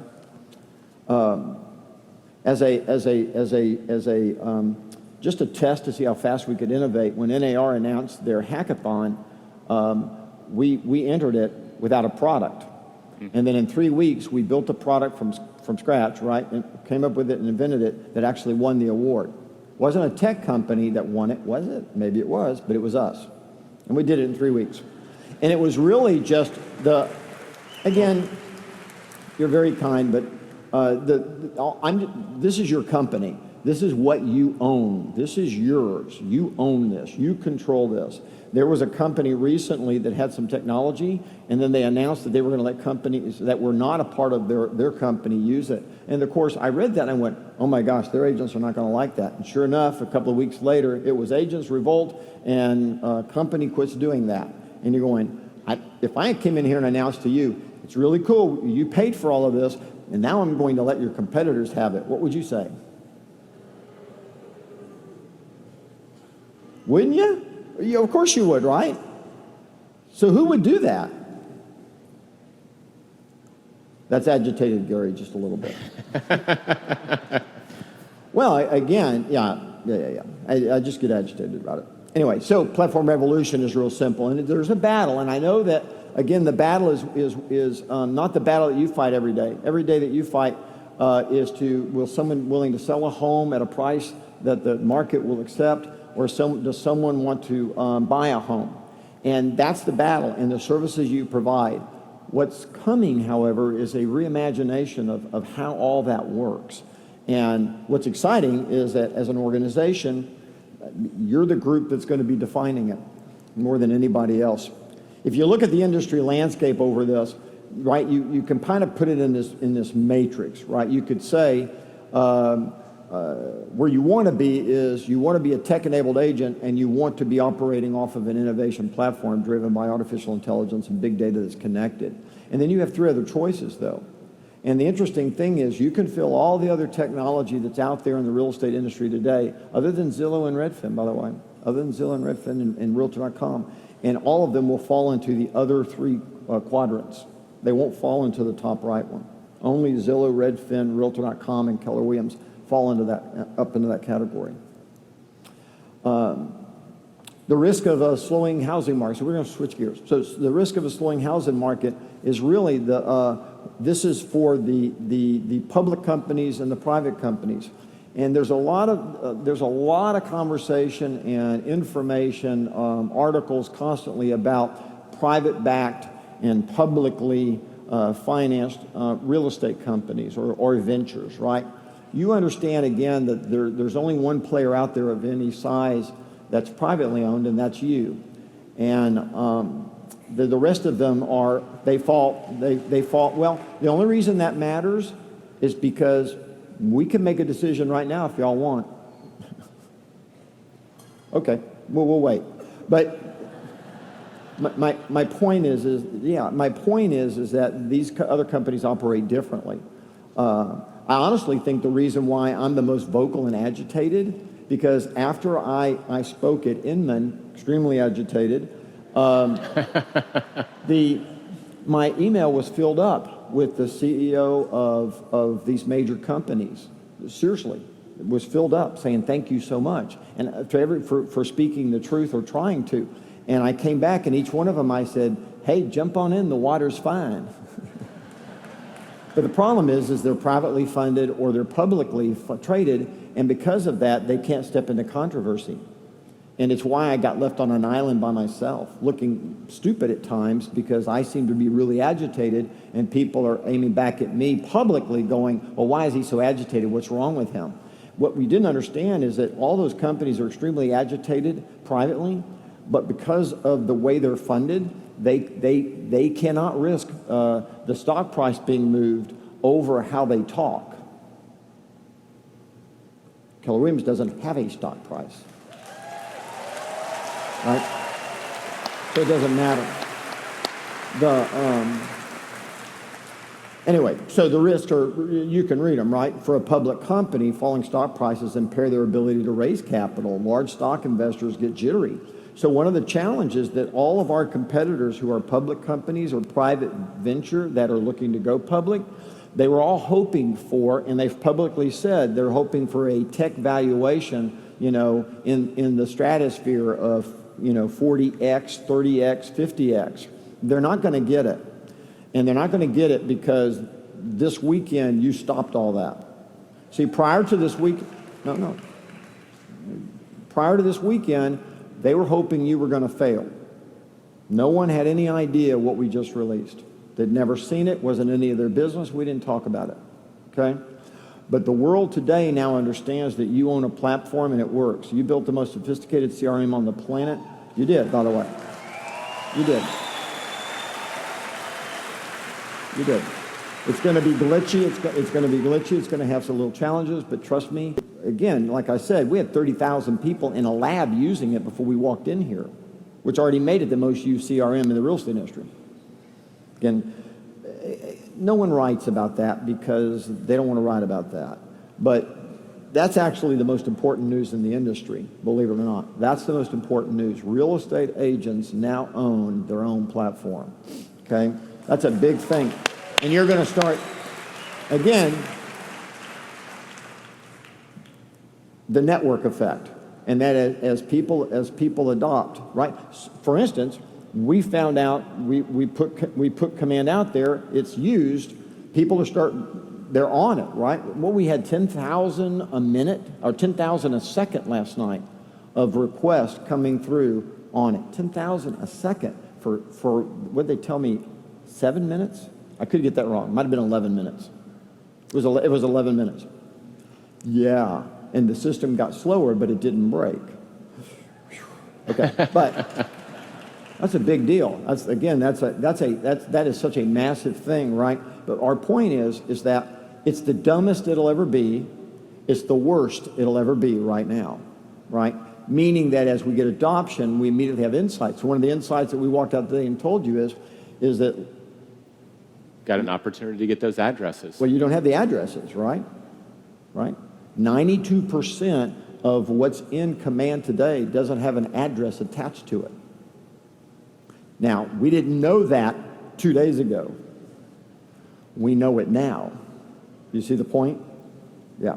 That's the network effect. You get smarter every minute, every day you get smarter about your business, right? Yes. All right. So next one is the coming soon listings. So we're switch gears completely. So coming soon listings is becoming more and more prevalent. I don't think that's any big news, but I do think that it's important as real estate agents try to get a little control back and create their own mini markets, if you will, outside of an active MLS listing. It's becoming a bigger and bigger deal. Some MLSs have tried to say no more, but we're seeing the big platforms creating their own coming soon listings as well. Oh, we are. Yeah. Keller Williams is. Make no mistake about it. It's already in that queue to build ours as well. Absolutely. So let's switch gears. Talk about the state of the global real estate tech industry. Look at two things real quick. Number one is, again, you constantly are bombarded with impressive numbers, and it is impressive if you look at 5.5 billion. Ruben, that were invested in 2018. That's a big deal. Yeah, and one thing to point out though, Gary, is that about $1.5 billion of that was a Vietnamese company that raised a ton of money. So it still went up, but that made it look a little more dramatic maybe than it really was. It's still. If you look at 2012 and that dollar amount, and you look at what's poured into the industry in 2014, 15, 16, 17, and 18, that's where you're feeling the heat. And this is where the money's going, by the way. Notice that it's not so much in search anymore. How come? That's kind of played out, right? They're moving it into the other quadrants. Yeah, the players are established. Right. They're established, and you know who they are, and that's not going to change. So there's no money is really being attracted into that. But you jump over the brokerages that's a big number. They're just a handful that took the majority of that money as well. Right. And going at it. You see the iBuyer, there's the biggest category, which again is why Keller Williams is we've assembled our team, and we're heading into the iBuyer business in the second quarter of this year. One of the things that I hope you now understand about us is we don't stand on the stage and make idle statements. If we say we're doing it, I think by now, after having known me for 40 years in the real estate industry, I'm going to keep my word. If I say we're doing it, we're doing it. But here's the thing about that. By the time I tell you I'm going to do it, I did it. That's why I'm not a liar. Yeah. Well, we stood up last year and we said we're a tech company. And at that time, man, I just took shots everywhere from everybody on having said that. But remember, when I said it, we already were. And then we said we're going to build a platform. A lot of people thought that was an aspirational statement. And actually, we had spent the last 3 years building it.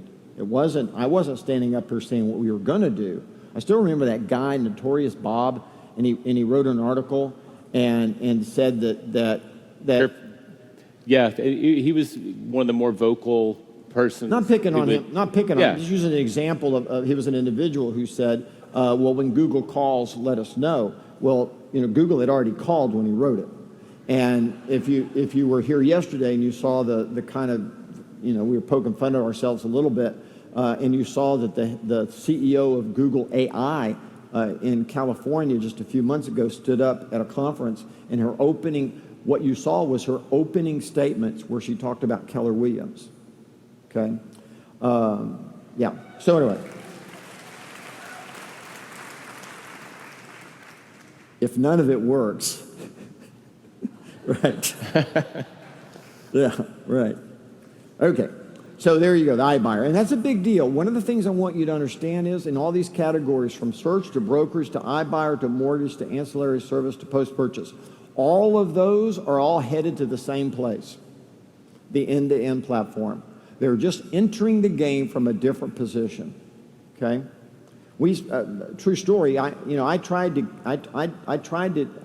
in my first meeting with Open Door, I said, keep me out of this business. I don't want to go into this business. This is where I am. I don't want to do this. True story. And so we had lots of meetings. And then in April, they clearly just shut us down and just moved off in their own direction, right? And what I was trying to get them to do was to reveal their hand. And that is, are you really just an iBuyer?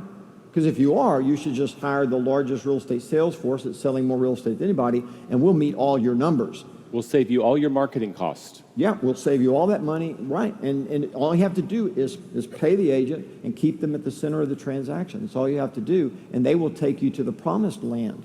And in the end, they couldn't do it because they fully intend to do everything. They're an end-to-end, and so it's going to be agent-enabled tech. It won't be a tech-enabled agent. Well, so the challenge that all of us have, Jay, is and I say this with love and respect in my heart. The challenge we all have is when we use any of these players right here, understand that it's kind of like an Uber driver giving money to Uber while Uber is building a driverless car to put them out of business. So I'm not saying that we don't do business with these folks. I've never said that, and I'm not saying it now. I'm just saying be very aware that as you use some of these businesses, and you will, and some, if not all of you, will need to use these businesses in a variety of ways. Just remember again that they have an intent, right? What was the? I'm not going to say it. Never mind. That would sound like agitated Gary. Good job. It would sound like agitated Gary, and I almost went there, and I'm not going to go there. But yeah. Anyway, so you have the same with you have the money attracted to the mortgage industry, who, by the way, Quicken now owns a search portal. They now own an agent matching service, right? I'll use them as an example. And they announced this past year that they're not a mortgage company; they're a data company. Go figure. Ha ha. But that's happening in all these categories, meaning they're all going to converge. They're just coming at it from a different spot. They're ultimately all going to be there, okay? Zillow bought a mortgage company, blah, blah, blah, blah. This is all going to happen. I'm telling you it's going to happen. If everybody there is making a platform, the advantage we have is we've got a lead. So if we adopt the tools, we start using the tools, we can start getting the data, the insights, and keep that lead head. So go break it. Just go break it. That's what we've been saying. Josh has been saying, go break it so we can make it better and make it better. That's how we stay in control. That's exactly right. Thank you for saying that. That's exactly right. So that's kind of the landscape of what's going on, right? So let's switch gears. As we always do, we always end. See, we're right on time, moving fast. You're not completely bored, right? So let's look at the National Association of Realtors. One of the good things that they do for you and I, and this is a real service, is they do their surveys and studies, and it really does allow us to get perspective on so much about what we do. So we want to walk you through. We pull out the slides. They're usually, not usually, there's a lot more slides than this. We pull out the ones that we like to talk about that we think matter most, and we cover those, okay? So let's just go through these. The first one is first-time home buyers.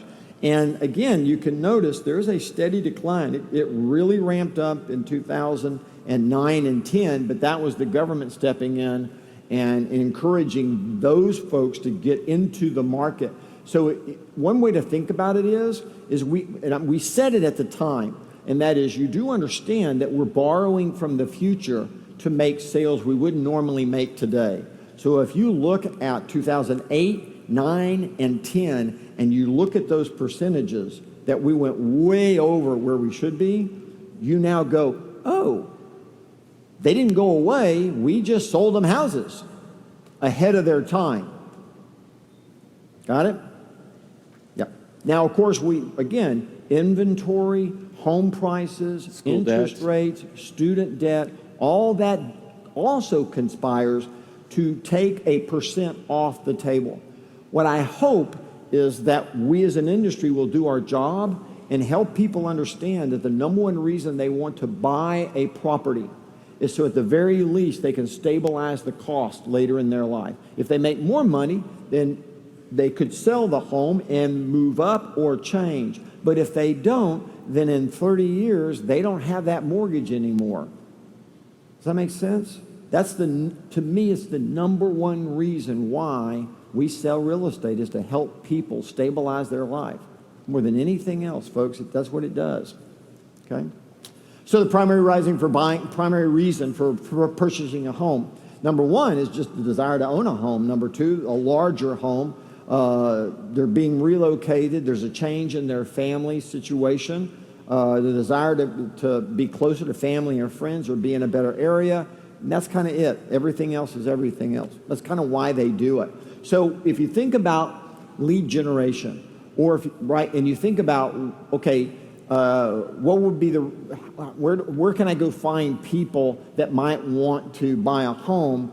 Well, understand that the very fact that everyone in the end desires to own that if they can, but a larger home meaning that something has changed, their income has gone up or something, job relocation, right? All of these are opportunities like change in family situation. You know, when I got in the real estate business in 1979, I started calling newlywed couples out of the newspaper.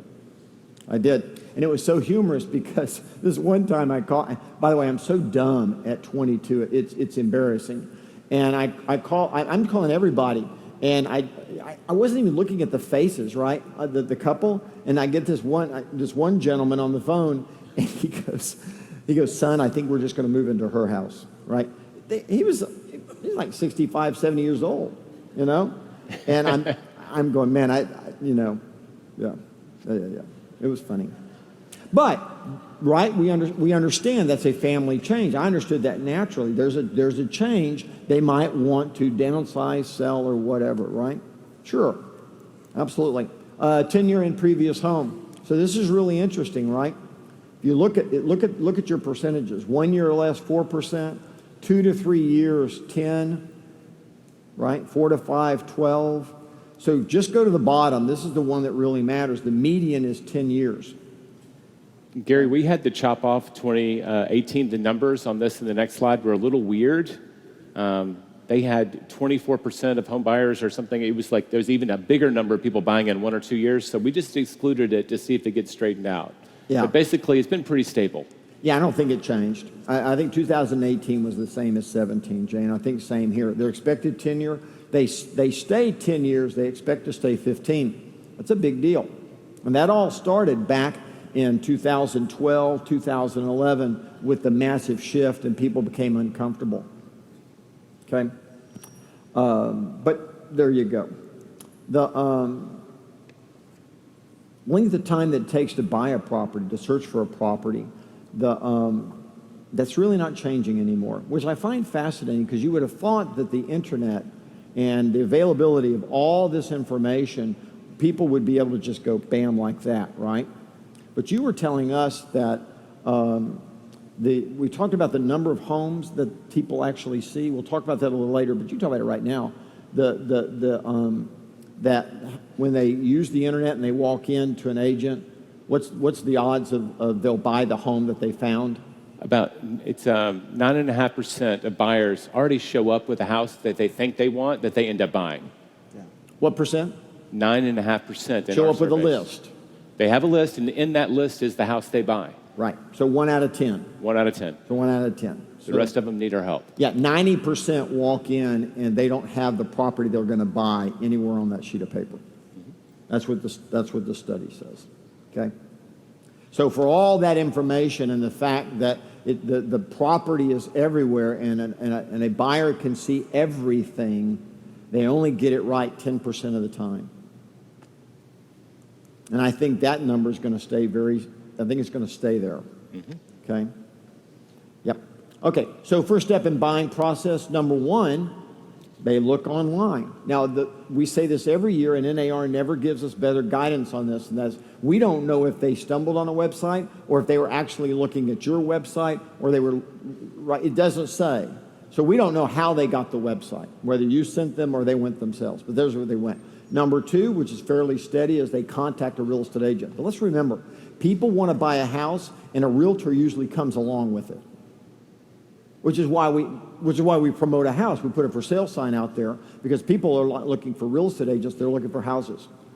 So the number one reason why this idea of we're going to start a company and it's going to match buyers with agents doesn't really gain a lot of traction.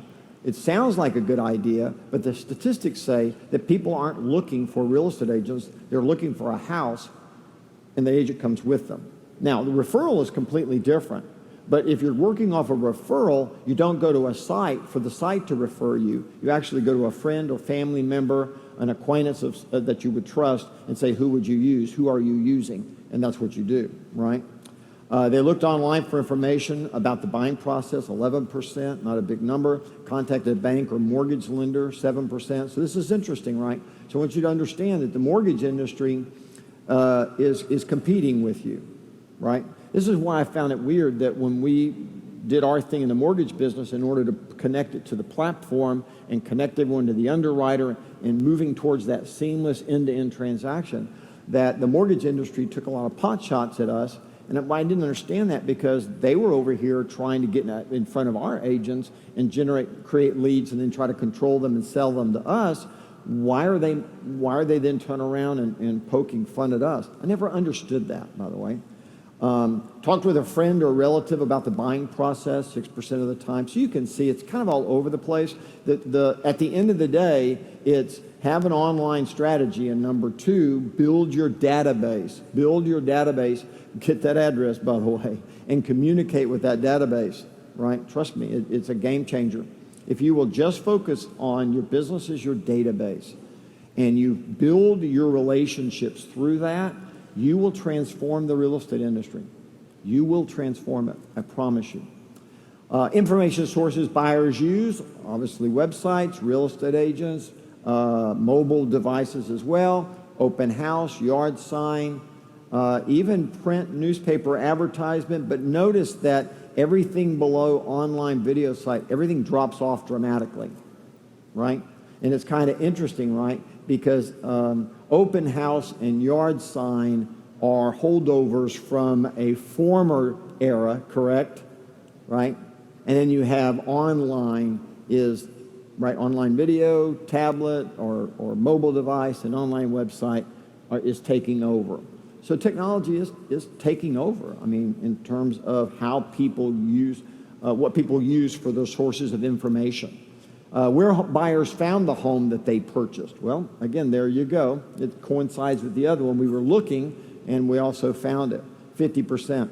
Our research, however, says that this is misleading, and that is that's actually not what's happening. They're not actually themselves finding this, right? Well, that's the 9.5%. If 50% found it on the internet, at least 40.5% of those people were doing so at the behest of their agent. Right. Right. So that's exactly right. But this is your marketing plan for your listings, right? If this is where they're actually finding it, how are you marketing your listings? Just walk through that list and make sure you're checking those off. I believe that's actually correct. Yep. And then they go through what consumers think are valuable about website features. And again, if you just go with the orange and the purple, you get a real sense of they want detailed property information. They want lots of photos, which, by the way, is now standard in the industry. They want detailed information about recently sold properties to help them get perspective. Right? That's that whole Zestimate phenomenon and all that. Yeah, and we've built all that into, again, we were calling it landing pages, but these individualized websites for every consumer that updates in real time that we've built around neighborhoods. It does that. It tells them all those things. right? Customized to them. Neighborhood information. So detailed property information, photos, recently sold properties, and neighborhood info, all that now sits, right? You can you'll be able to walk from your car and say, if you have the address, and say, send this to this person. And by the time you start your car, they will have the consumer will have their individualized website that shows all of that, just like that. Okay? I think it's interesting on that one, Gary, that information about recently sold properties and neighborhoods is not as valued as some of that. It's way up there, but I also think it's not widely available at any quality. Yeah, and if it becomes available through our app, I wonder as we'll do our surveys if people don't value it a lot higher. Because in our labs, they love that information. Well, absolutely. It's the number one thing consumers like in our labs. No, you're right, Jay. The real estate industry, because they didn't have the neighborhood information, built it around zip codes. Mm-hmm. And zip codes is an inadequate way. It's not laser-like focus. But Keller Williams has the exclusive right to the neighborhood information. We have over 200,000 neighborhoods currently mapped into that. In Canada, we're having to take a different route because that didn't exist. So we're in the process of figuring that and working that out. But we have all of that. I thought it was interesting that Trulia announced with big fanfare that they were going the neighborhood route, and they have 300 neighborhoods. They're getting started. Well, they have about 200,000 and to go. Yeah, that's right. All right.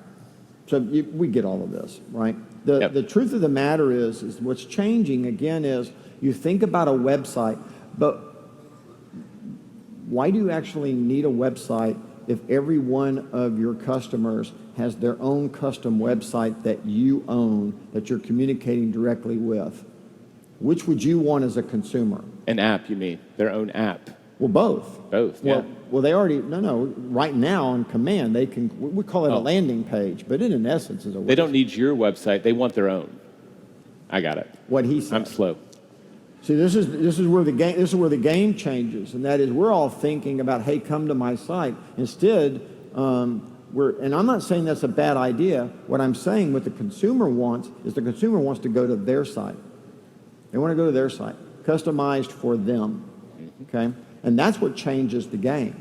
It completely changes everything is when that shows up. And that just showed up. Okay? Again, the industry's going to think, and some of you are going to think it's not that important, and you're both wrong. Okay? Right? I'd love to do it with you. We'll find somebody. The consumer's going to find somebody that's going to give them what they want. Right? In a meeting the other day, and I said, who's going to win? They said, the consumer, the agent. And I went, the consumer wins every time, you guys. Consumer wins every time. They're going to get their way in the end, okay? And you want to be the one providing that. So the method of home purchase, just because buyers using the internet more doesn't mean they're not relying on you. Look at the stat. Yep. Yeah, it's very consistent, isn't it? That's right. Yeah, they're using you, by the way. Yeah. Buyer representation agreement, we see the same thing every year. I'm not sure why, I understand why. We take listing agreements, we don't take buyer agreements. But again, real estate agents feel a little uneasy about that. I sure wish y'all would get over it. It's a big deal, and people will sign it. They will. And it will protect your income when they do.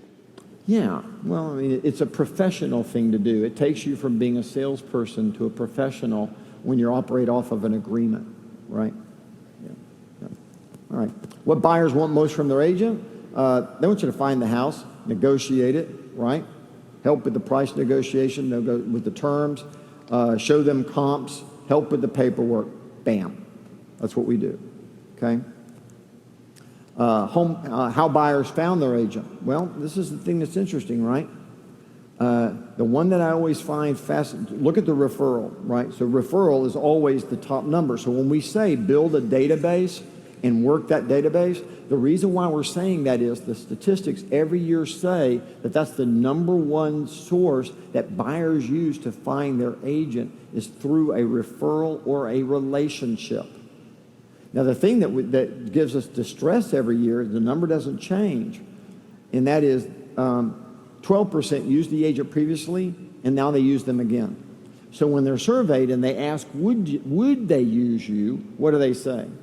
Almost always 87% say yes, absolutely. It's around 87% always say yes, and then every year only 11 to 12% actually do. Now, whose fault is that? If they said they would 87% of the time, but only did it 11 to 12% of the time, whose fault is that? It's ours. It's ours, guys. Now, understand again, by owning the platform that we all own and now being able to provide customized one-to-one experiences for the consumer, for Keller Williams, we're going to be watching that number, but I have a strong suspicion that you're going to change those numbers. And by the way, that's your opportunity. The opportunity in the business is to take all the other options off the table by providing more value to the people you're in relationship with, such that when they go to buy and sell real estate, they think of you, right? Yeah, this is your lead generation source, by the way, right here. Yep. Buyer interviews, number of agents buyers contacted before deciding who to buy. Well, we just talked about that, and Jay was right. Be first or second, 88% of the time. Yeah. So what's fascinating about that is the most brilliant person isn't always one or two. They just choose one or two. And that's what they do. So it's getting there first. This is why we always say lead gen, right? Work your database, work your database, work your database. And the reason why is because the buyer's not discriminatory about it. In 88% of the times, they're going to hire one of the first two people they talk to. Okay? Most important factors for buyers, well, it's kind of interesting, right? Honest and trustworthy, yes. Experience, yes. Reputation, yes. Friend or family member, yes. Knowledge of the neighborhood, yes. There you go. I mean, what they want is someone who tells them the truth, right? I used to tell people when I got real estate, because remember, at 22 years of age, I don't own a home. I had never gone through that process yet. I'm supposed to be a transaction expert. And I would sit down with a seller or a buyer and I'd say, I know you want to hire a professional, and can I give you my definition? And they would say, yeah, we do. I said, well, can I give you my definition? They said, sure. I said, well, a professional is someone who knows what they know, knows what they don't know, and knows the difference between the two. So when I know, I'll tell you. And when I don't know, I'll go find out. I'm always going to be the source of truth for you and give you the right answer.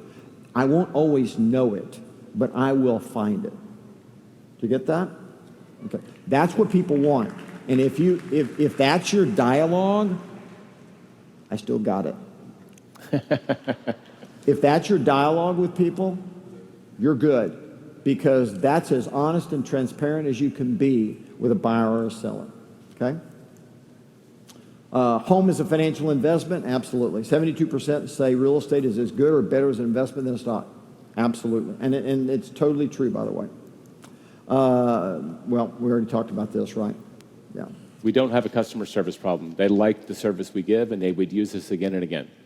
Now, this is what they're asking them. They're saying, would you use them again? And in 90% of the time, it's definitely and probably. We don't have a service problem in this industry. We don't have a they don't want to do business with us problem or repeat business with us. We don't have that problem. We have a contact problem. We have a relationship building challenge, which is why we went right to building that. Okay? Method sellers use to find their agent. Well, again, referral is always number one, you guys. Used an agent previously to buy or sell. So look at the numbers there, right? Right? They either used you or they're referred, right? One of the two. And then everything else is everything else. Notice how the internet is not predominant in this list. On the seller side, Gary, if you added up all the ways we have repeat and referral, right, agent-to-agent referral, it's 66% of the time your seller's going to come from that. More than almost 7 out of 10. It's not complicated. This is why your CRM matters so much, which is why, as we started the process, remember, we could have started with consumer. The reason we didn't is because the consumer product that we've built allows you to interact directly with the consumer. It also allows for the artificial intelligence to know the minute a consumer is on it and everything that they're doing, and they're looking for patterns. We needed the CRM first So when you get your consumer app into the hands of your customers and they start using it, we can start looking for the patterns. Because what a platform will do that spans across there is it will literally say, it knows when someone got on a website, used your app and did something on it, either on the desktop or the mobile, it'll know, and it'll track it all the way through. So the second that we start having listings show up, it comes back and it starts looking for the pattern of usage of the app or the website to see why, if any of those turn into listings. All of us. And then, by the way, what percent of listings turned into sales that then closed. So imagine, this is why we had to do it this way. We start with command, then we go to consumer, so that you have everything in place that the second someone starts using the consumer app or the companion website, that you have 100% visibility in the actions. So what you'll start getting once all this happens is the platform, the network effect, is you'll get a note, you'll see in your box every day, you should contact this person, you should contact these 5 people this month, because the pattern is they're going to list their home in 90 days. Blah, blah, blah, blah, blah, blah, blah. Do you see it? That's what it is. That's the network effect of all of that. That's why we had to start with the CRM and then go to consumer second, so that you would be ready to receive all that information as people start using it. Right? Seller interviews, same thing. 88% are going to talk to 2 people. Get there first. Top of mind awareness matters. Yep. What sellers want most from their agent? Well, they want you to find a buyer, right? They want to help you. They want you to help them sell the home, right, within a specific time frame for the most amount of money, the least amount of problems, right? It's the standard. It's the standard reason why they would do that, right? Most important factors for sellers: your reputation, you're honest and trustworthy. Isn't that interesting? Where these things show up, these first 3 things show up literally every time for buyers or sellers. Tell the truth. So here's the thing: is you're thinking to yourself, well, I don't lie. But here's the issue: is simply not being a liar does not convey that you're truthful. So you're internally saying, well, of course I tell the truth. But you realize that you have to behave in a manner so that they understand that you are truthful. And the number one way you can do that is being a transparent person. Just be transparent. Get your ego out of the way and just be transparent with people. And from the beginning of your transparency, they're going to realize that you're a truthful person. You don't have to say it, but you act that way. And transparency is how you convey honesty and trustworthiness. Okay? Tip of the day: be transparent. Because they want honesty. But you don't sit down in your listing presentation and say, and of course I know you need an honest person and I'm an honest person. You're not going to say that. Who says that? If you say it, they're going to go, why'd they say that? They must be not trustworthy. You feel compelled to tell me that you're honest, right? You don't walk up to people and say, well, the thing you need to know about me is I'm honest. You don't say that. But you have to understand, you have to convey it in some way, right? So that's the biggest issue, right? Be a great listener. There it is, right? Compensation negotiations. This is interesting, right? That the real estate agent initiates that 47% of the time. The client brought up the topic, and the agent was able and willing to negotiate 21% of the time. Well, we've said all along, and it's been true since the day I got into real estate in the 70s, and that is our commissions are always negotiable, right? But the trick is to, instead of walking in saying, you can negotiate with me, what you should say is go in and offer your menu under the circumstances, right? If you list your home with me and buy another home, then here's what I charge. If you have the buyer before we list the home and you register with me, this is what I charge. If I'm marketing the home and you bring the buyer and they do buy, this is what I charge. So instead of, you can also add Keller Mortgage to that. Well, yeah. Right? And I can make sure that the buyer brings Keller Mortgage, and we'll make sure that that's where, we have so many more tools for having a great, transparent conversation about how this is going to play out to their advantage, and you keep your commission. And Jay and I and our research team we don't report them anymore, but we did studies year after year on this, and what we discovered was the agents who offer a menu of services, kind of like what I just described, actually net more money per transaction than anyone else. That's a fact. So you think, oh, a menu is going to harm me. No, actually a menu is what the consumer wants. And when you offer the menu, what's fascinating about this is that many times they'll take a higher price. It's crazy, but they make more money by doing it, not less. Same thing with this, right? It's off the chart. They're going to use you, right? They want to use you again and again. That's what they want to do, right? Method used to sell the home, well, 91% were sold by, and I want you to just scan across that real quick. Is that the highest ever? Highest ever. Isn't that crazy? At the height of the internet, it's the highest ever. Now, understand the goal of a platform by a competitor who is not a real estate agent-centric business would be to try to destroy that number. That's why it's exciting that we got there first, and we can go build these relationships, right? Yep, that's it, right? Incentives offered to attract buyers. Nothing's changed. It's the same stuff, right? Honestly, the biggest number is nothing, right? And it's the largest it's ever been. We track that because if the market shifts deeply, you may have to offer incentives, and that's when we started tracking. All right, two more pieces of information, and we're out of here. Breathe. Here we go. Right? Number one is commission study. Average seller commissions, not much change, right? Though we have seen in the last 4 years, we've seen just a slight degradation of that. But the average commission is 2.6. For the buyer is 2.6, right? And we again have seen at the beginning of the Great Recession, it zoomed all the way up. And we just watched it go, wow, that's interesting. And ever since then, it's gone back to it. And this isn't new information. Go back to 2002 and prior. The idea that commissions were this number hasn't been ever accurate, right? This is more in alignment with that. And with that, we're done. Thank you so much. We will see you later.